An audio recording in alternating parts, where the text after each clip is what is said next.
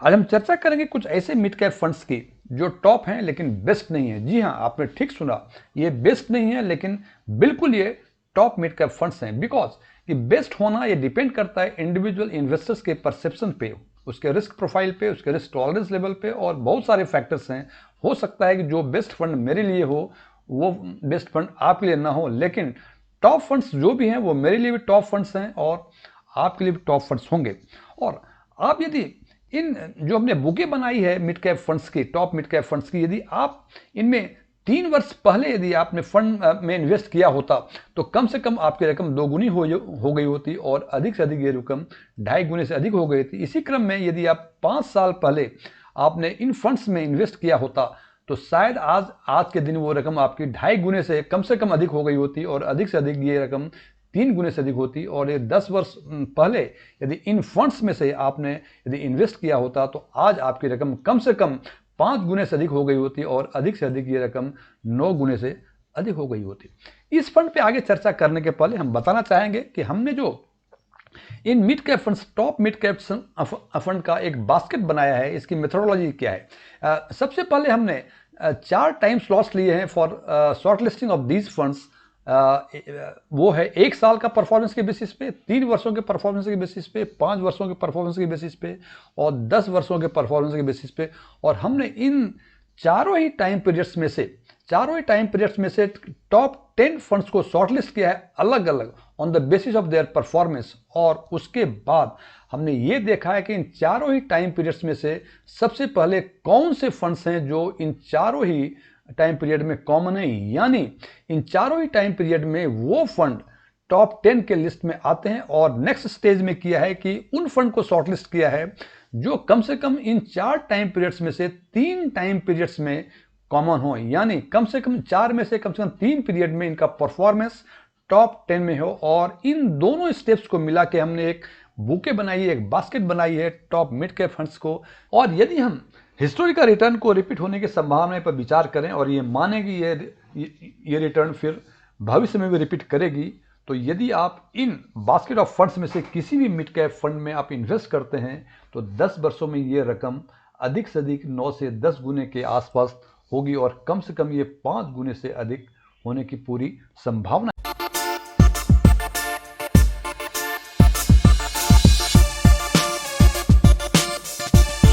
यदि मेरा ये वीडियो आपको पसंद आए, इसे लाइक करें, अपने फ्रेंड्स के साथ शेयर करें। कुछ चीज़ें अच्छी लगी हो कमेंट करके बताएं, कुछ चीज़ें अच्छी नहीं लगी हो इसके बारे में ज़रूर बताएं। और यदि आप पहली बार हमारे चैनल को विजिट कर रहे हैं तो सब्सक्राइब करें और बगल में बेल आइकन को जरूर दबाएं ताकि हमारे सभी नए वीडियो की नोटिफिकेशन आपको लगातार मिलती रहे। एस1 टैक्सविन में आपका एक बार फिर से स्वागत है। मेरा नाम डीएम झा है। रिटर्न यदि हम 3 इयर्स के CAGR के बेसिस पे शॉर्टलिस्ट करेंगे तो देखते हैं कि इसमें सबसे ऊपर again quant mid cap fund 40.29% है, Motilal Oswal 38.88%, HDFC mid cap 35.40%, SBI magnum 35.19%, India का निपॉन इंडिया का growth fund mid cap fund है 34.46% और सबसे नीचे इसमें PGIM का 30.45% CAGR है on the basis of 3 years. ये टॉप 10 फंड्स हैं 3 इयर्स के CAGR के बेसिस पे जिन्होंने अपना जगह बनाया गया परफॉर्मेंस के बेसिस पे। और यदि पिछले एक साल की यदि बातें करें तो हम देखते हैं कि 1 ईयर के बेसिस पे HDFC मिड कैप टॉप में है, महिंद्रा मैन्युलाइफ 31.61%, टॉरस का 30.93%, निपॉन इंडिया का 29.49%, टाटा मिड कैप 28.56%, HSBC का 25.76%, क्वांट मिड कैप 26.57% जो कि 3 इयर्स के बेसिस पे टॉप पे था, यहाँ 6-7 नंबर पे आ गए। अब फिर हम बात करते हैं इन्वेस्को का 23.57% और सबसे लास्ट में 1 ईयर के बेसिस पे SBI मैग्नम का मिड कैप फंड है, जबकि 3 इयर्स के बेसिस पे ये 4th पोजीशन पे था, 1 ईयर के बेसिस पे ये सबसे आखिरी पोजीशन है, मतलब 10वीं पोजीशन है। इसका मतलब 1 साल के बेसिस पे देखें SBI मैग्नम ने खराब परफॉर्म किया है, क्वांट मिड कैप ने भी खराब परफॉर्म किया है, जबकि HDFC मिड कैप 3 इयर्स के बेसिस पे ये 3rd पोजीशन पे था जो कि अपग्रेड होकर ये टॉप पोजीशन पे 33.45% पिछले 1 साल में इन्होंने रिटर्न दिया। यह रिटर्न यदि हम 3 इयर्स के CAGR के बेसिस पे शॉर्टलिस्ट करेंगे तो देखते हैं कि इसमें सबसे ऊपर again quant mid cap fund 40.29% है, Motilal Oswal 38.88%, HDFC mid cap 35.40%, SBI magnum 35.19%, India का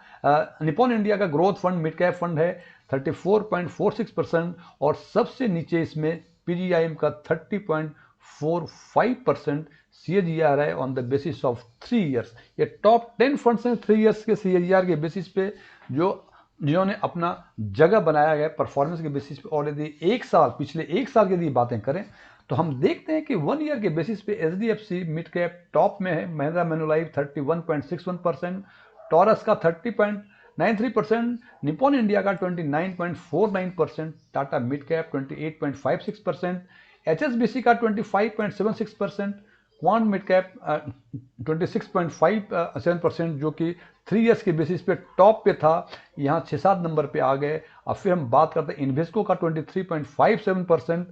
और सबसे लास्ट में 1 ईयर के बेसिस पे SBI मैग्नम का मिड कैप फंड है, जबकि 3 इयर्स के बेसिस पे ये 4th पोजीशन पे था, 1 ईयर के बेसिस पे ये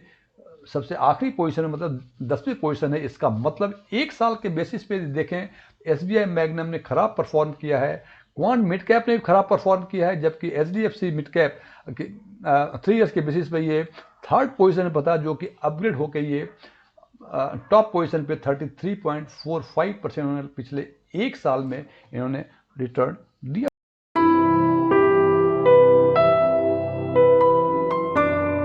अब इन चारों ही टाइम पीरियड्स पे से हमने फंड को शॉर्टलिस्ट किया है और उसमें से जो ऑल 4 टाइम्स के टाइम पीरियड में कॉमन है और 3 इयर्स के पीरियड में कॉमन है, उनमें ये 7 फंड्स हैं जिसको हमने शॉर्टलिस्ट किया है। सबसे ऊपर HDFC मिड कैप फंड, उसके बाद SBI magnum, Nippon India 3, 4th है Tata mid cap, quant mid cap 5th है, कोटक 6th है और एडेलवेसिस का मिड कैप 7th है। ये रैंकिंग के हिसाब से फ्रेंड्स नहीं है, ये हमने उन फंड को शॉर्टलिस्ट किया है जो कम से कम 3 इयर्स और 3 टाइम पीरियड्स और 4 टाइम पीरियड्स में कॉमन है। तो देखते हैं, सबसे पहले बात कर लें HDFC मिड कैप की। 3 इयर्स में 35.40, 5 इयर्स में 22.04, 10 इयर्स में 23.10 और पिछले एक साल में ये 33.45% है। और यदि हम ये देखना चाहें कि इन फंड्स में से कौन से ऐसे फंड्स हैं जो चारों ही टाइम पीरियड्स में कॉमन थे, तो हम देखते हैं कि इनमें से 2 fund, that is HDFC mid cap और SBI मैग्नम, ये 2 फंड ऐसे फंड हैं जो 3 इयर्स, 5 इयर्स, 10 इयर्स और 1 ईयर के चारों ही टाइम पीरियड में कॉमन है। मतलब इन चारों टाइम पीरियड के परफॉर्मेंस पे ये दोनों ही फंड टॉप 10 में अपना जगह बनाए हुए थे। अब सबसे पहले अब देखें, यदि हमें फंड को शॉर्टलिस्ट करना है तो सबसे पहले हम HDFC और SBI मैग्नम को शॉर्टलिस्ट करेंगे। हालांकि इसमें से फर्स्ट कौन है, सेकंड कौन है, ये सब डिपेंड करता है आपके डिसीजन पे, लेकिन ये तय है कि यदि आपको मिड कैप में सबसे पहला शॉर्टलिस्ट करना है तो या तो HDFC मिड कैप में जाएं या SBI मैग्नम में जाएं। और यदि हम कंपेयर करें इन दोनों फंड्स को तो देखेंगे 3 इयर्स में ये ऑलमोस्ट 35% के आसपास है, हालांकि मिड कैप थोड़ा सा ऊपर है। 5 इयर्स में SBI मैग्नम बेहतर परफॉर्म किया है HDFC मिड कैप से। फिर यदि बात करें 10 इयर्स के बेसिस पे तो देखते हैं कि HDFC मिड कैप ने आउट परफॉर्म किया है SBI मैग्नम को। और अगेन यदि फर्स्ट ईयर के बेसिस पे, पिछले एक साल के बेसिस पे यदि हम शॉर्टलिस्ट करें फंड को या बेहतर माने तो HDFC ने आउट परफॉर्म किया है SBI।